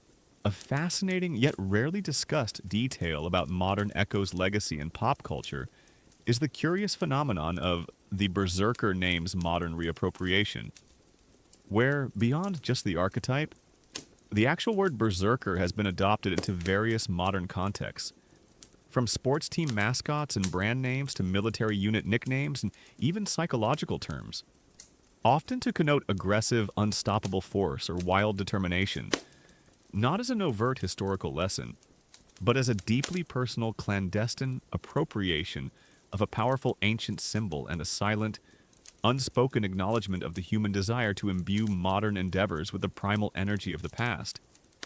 Imagine yourself walking past a gym named Berserker Fitness, or hearing a sports commentator describe a team's Berserker Charge. A deeply personal and often overlooked detail of how ancient terminology subtly infuses our modern language. It truly sucked to have your historical reality distilled into a marketing slogan. However, these modern portrayals often romanticize and simplify the historical reality. The real berserkers, as we've discussed throughout this series, faced profound psychological and physical tolls from their frenzies. They likely grappled with addiction if they used substances, as theorized in Chemical Fury in Chapter 3, social isolation a harsh reality from Life After Rage in Chapter 6, and the terrifying unpredictability of their own minds. Pop culture rarely delves into these darker, more complex aspects. Instead, it focuses on the spectacle, the sheer power, and the terrifying effectiveness, often divorcing the rage from its historical context of ancient paganism and brutal societal norms. You don't usually see a video game character collapsing in exhaustion and needing 3 days to recover after their berserk ability wears off. To you, the Viking aesthetic itself has exploded in popularity, fueled by television shows, movies, and fantasy literature. With this renewed interest comes a natural fascination with their most extreme warriors. The image of the bearskin-clad warrior, a powerful visual from Bearskin Warriors in Chapter 4, howling and unstoppable, fits perfectly into our modern craving for powerful, dramatic figures. It's an image that resonates, even if the nuances of its historical origins are lost or ignored. Historians still widely debate the ethical implications of popular culture's historical inaccuracies, and whether the romanticization of figures like berserkers simplifies complex historical realities, potentially leading to misinformed public perceptions or a glorification of violence. Given the widespread reach and influence of modern entertainment media, even in more serious historical dramas, the berserker often appears as a mysterious, almost supernatural element. They are figures of awe and terror, embodying the wildness and brutality of the Viking Age. While these portrayals might strive for more accuracy than a typical fantasy game, they still capitalize on the inherent dramatic power of a warrior who transcends human limits. Modern Echo's legacy in pop culture highlights the enduring fascination with the berserker archetype. It demonstrates how historical figures, even the most brutal and enigmatic, can live on in new forms, shaping our entertainment and reflecting our enduring human interest in raw power, extreme states, and the boundary between humanity and wildness. It offers a unique insight into the brutal, sometimes incomprehensible realities of ancient warfare, where the most fearsome warriors of the past continue to inspire, albeit in a stylized and often simplified form, making every video game character a testament to their enduring appeal and every stylized depiction a silent echo of their ancient, brutal legacy. As you drift off to sleep tonight, perhaps feeling the quiet comfort of your own safe, warm bed, your profound appreciation for the distinction between historical fact and fictionalized entertainment, and the secure knowledge that true berserker rage is a thing of the distant past. Remember the ancient warrior whose terrifying legacy still echoes in the stories and games of today? A chilling testament to the brutal truth about Viking Berserkers. Let's gently return from the captivating reality of modern Echo's legacy in pop culture, where you, a modern person, considered how berserkers live on in our video games and fantasy epics. If Chapter 8 explored their modern reinterpretation, tonight we'll circle back to the core of historical inquiry, confronting the ongoing academic debates and the often sparse evidence that truly defines our understanding of these enigmatic warriors.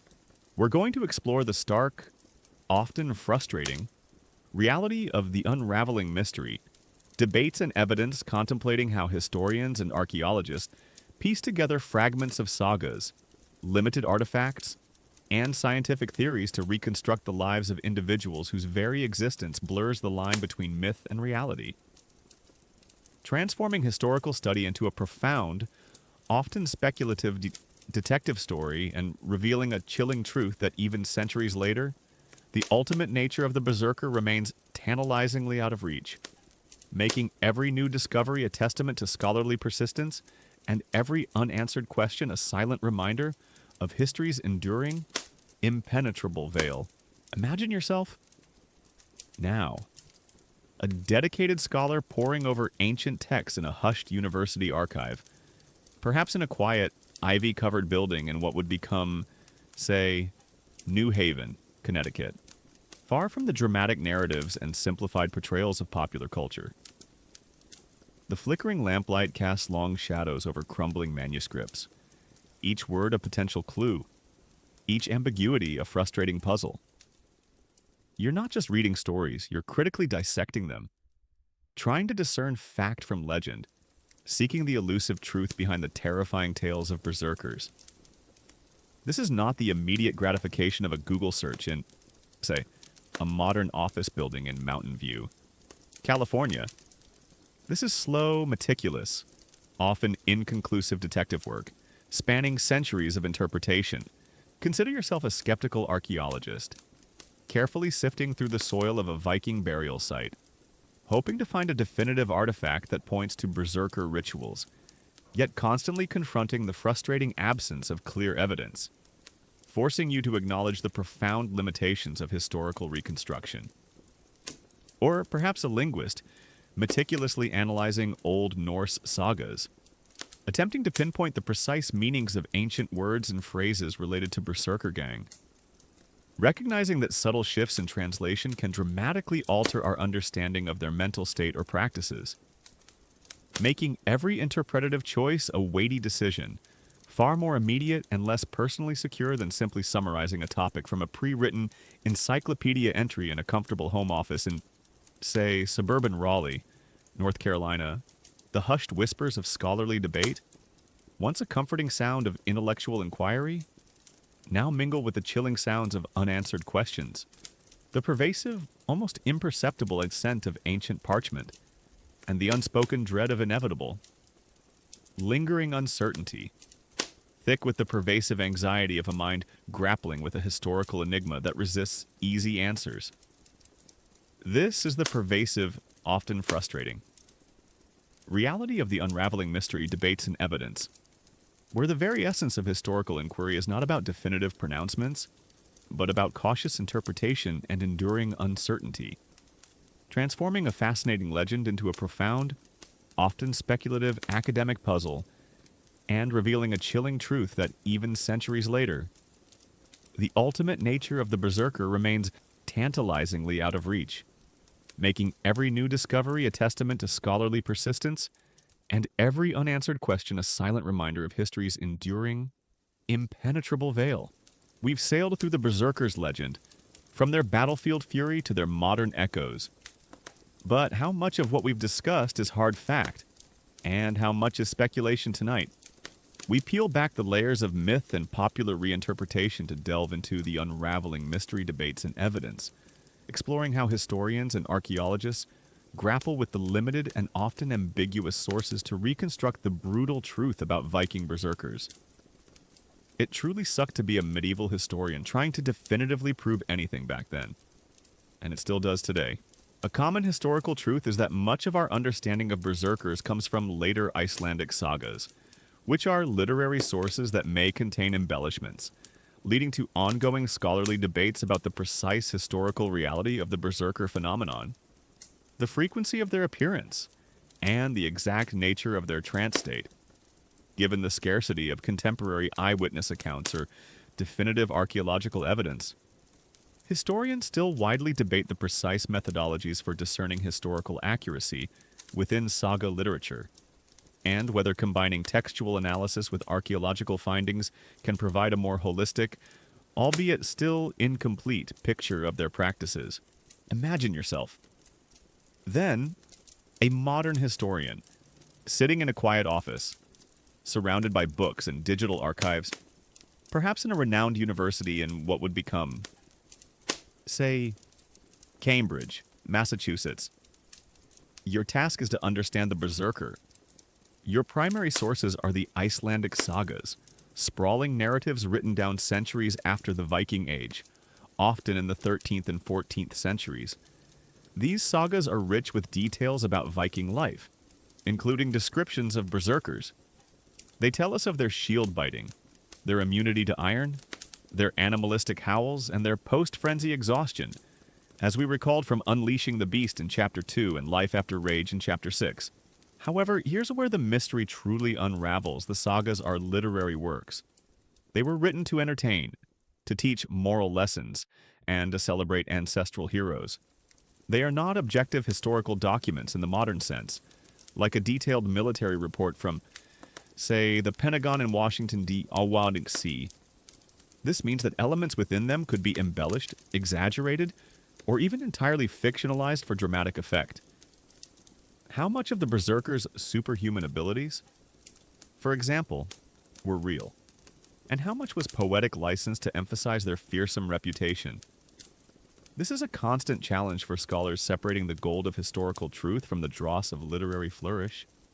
It truly sucked to try and find hard facts in ancient poetry. A fascinating, yet rarely discussed, detail about the unraveling mystery debates and evidence is the curious phenomenon of the linguistic puzzle of berserk, where beyond the well-known bear shirt or bear shirt theories, philologists, scholars of language continue to explore more subtle or alternative etymologies and linguistic connections for the Old Norse term berserker, including potential links to Indo-European roots for frenzy or barking, not as an overt means of redefining the term, but as a deeply personal, clandestine effort to uncover hidden layers of meaning and a silent, unspoken acknowledgement of the human desire to understand the very words that shape our historical narratives. Imagine yourself, a linguist, poring over ancient dictionaries and comparative linguistic texts, searching for a subtle clue that could unlock a new understanding of the berserker's true nature. A deeply personal and often overlooked detail of the hidden intellectual struggles within historical research. It truly sucked to get lost in those linguistic rabbit holes. Beyond the sagas, archaeological evidence is surprisingly scarce. While we have abundant Viking artifacts, weapons, armor, burial sites, and longships, there's very little that directly points to the specific practices of berserkers.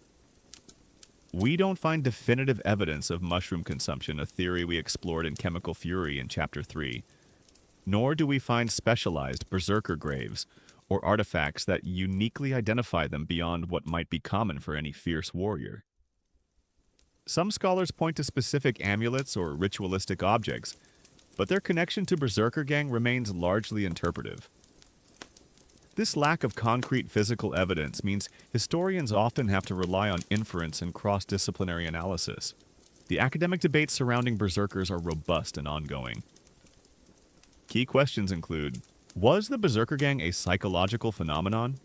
Some argue it was a form of self-induced hysteria, a dissociative state brought on by extreme stress, cultural conditioning, and a profound belief in their own invulnerability, possibly fueled by intense breathing exercises or ritualistic chanting. This is much like how some athletes achieve a flow state today, albeit with far more violent outcomes. Were substances involved? As we discussed, the Amanita muscaria mushroom theory is popular, but without direct proof, it remains a compelling hypothesis rather than a confirmed fact. Other substances like strong alcohol or even henbane have also been suggested. How common were they? Were berserkers truly a widespread phenomenon? Or were they a rare, exceptional few whose stories became amplified by legend? The sagas often portray them as elite, special forces-like units, but their actual numbers and prevalence are hard to gauge. What was their social role? Were they revered warriors, outcasts, or both a duality we touched upon in Life After Rage in Chapter 6? Their portrayal in sources can vary, reflecting different perspectives and time periods. Historians still widely debate the degree to which Viking-era legal codes and societal norms specifically addressed or regulated berserker behavior, and whether documented instances of their aggression or unlawful acts provide concrete evidence for their social integration or marginalization. The process of unraveling this mystery involves a multidisciplinary approach. Scholars examine the sagas through a critical literary lens, compare them with archaeological findings or their absence, consult with experts in pharmacology for theories on ancient psychoactive substances, and even draw parallels from modern psychology regarding altered states of consciousness or extreme stress responses. It's a bit like a complex cold case, where every fragment of information is scrutinized, debated, and weighed against other possibilities. The unraveling mystery.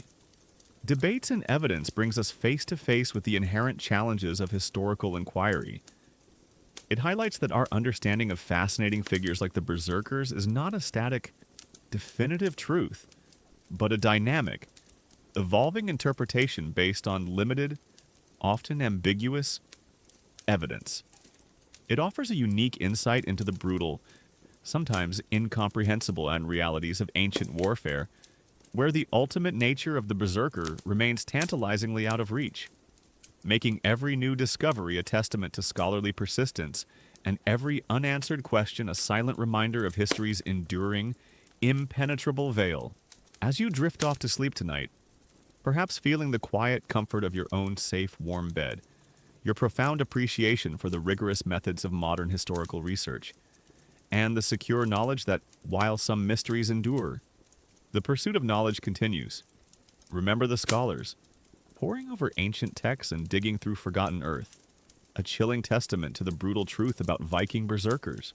Let's gently return from the captivating, yet undeniably complex, reality of the unraveling mystery debates and evidence, where you, a modern person, grappled with the challenges of historical interpretation. If Chapter 9 explored the scholarly pursuit of their truth, tonight we'll bring our journey to a profound close, connecting the ancient fury of the berserker to our fundamental human understanding of control, aggression, and the deep, restorative power of rest. We're going to explore the stark, often humbling, reality of a warrior's rest. Reflection on fury, contemplating how the extreme states of these legendary figures offer a powerful counterpoint to our modern quest for tranquility, reminding us that even the most untamed spirits ultimately seek peace. and revealing a chilling truth that the ultimate lesson from the brutal world of the berserkers might just be the universal human need for calm, for stillness, and for the profound, healing embrace of a quiet, uninterrupted sleep, making every moment of peace a testament to our evolution and every restful breath a silent triumph over the ancient. Internal battles waged within us all? Imagine yourself now, a modern individual, perhaps lying in your own comfortable bed, the gentle hum of your fan a soothing counterpoint to the quiet night, far from the chaotic battlefields and psychological extremes of the Viking Age. You are safe, secure, and preparing for the deep, restorative sleep that eluded so many in the brutal past. This is not the exhausted collapse of a berserker after their frenzy, a harsh reality we encountered in Life After Rage in Chapter 6, nor the constant vigilance of a warrior in a hostile land. This is profound peace, a luxury purchased by millennia of human striving, a luxury denied to many for centuries. Consider yourself a contemplative philosopher, reflecting on the human capacity for both extreme aggression and profound tranquility. Recognizing that the berserker represents one end of that spectrum, while your current peaceful state represents another, illustrating the vast range of human experience. Or perhaps a neuroscientist, pondering the brain's incredible ability to both generate and suppress intense emotional and physiological states. Seeing the berserker's trance as a historical, extreme example of altered consciousness, which only heightens your appreciation for the complex mechanisms that allow you to unwind and sleep peacefully, allowing you to acknowledge the profound neurological ballet that orchestrates both fury and calm. Far more immediate and less personally secure than simply analyzing data from an abstract scientific study in a sterile laboratory in, say, suburban San Diego, California. The gentle whispers of your own breath, once a simple biological function, now seem imbued with a subtle, profound resonance of historical struggle and enduring human resilience. Thick with the silent echoes of those whose lives were defined by constant battle, both external and internal, this is the pervasive, often profoundly humbling reality of a warrior's rest, reflection on fury, where the extreme lives of ancient warriors provide a powerful backdrop for appreciating the quiet, often unacknowledged comforts of modern rest, transforming every peaceful moment into a silent celebration of human progress, and revealing a chilling truth that the ultimate symbols of modern comfort and personal well-being are often directly tied to the unacknowledged, agonizing struggle to escape the very chaos and terror that defined medieval life. We've journeyed through the terrifying world of the Viking Berserker, from their savage roars and trance-like combat to their possible chemical fuels, symbolic animal skins, and deep spiritual ties to Odin. We've explored the dark aftermath of their rage and the eventual decline of their tradition, even touching on their enduring, yet often misunderstood, legacy in modern pop culture, and finally, the academic challenges of piecing together their true story. Now, as our long journey concludes, let's take a moment to reflect on these extreme figures and what their brutal truth can tell us about ourselves, about human nature, and about the profound importance of the very thing we seek tonight: rest. This final chapter, A Warrior's Rest. Reflection on fury brings us full circle, from the ultimate expression of human fury to the fundamental human need for peace. A common historical truth is that despite their fearsome reputation and seemingly limitless energy in battle, historical accounts and physiological understanding suggest that berserkers, like all humans, would have experienced profound physical and mental exhaustion after their trance-like states, highlighting the unsustainable nature of extreme psychological and physical exertion without adequate recovery. Historians and psychologists still widely debate the long-term psychological coping mechanisms berserkers might have developed to manage the recurring trauma and altered states, and whether their eventual decline was partly due to the unsustainable personal cost of their intense warrior lifestyle without proper rest or mental processing. Imagine yourself, then, a berserker after a battle.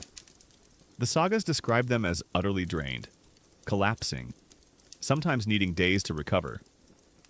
Their bodies, pushed to unimaginable limits, would scream for stillness.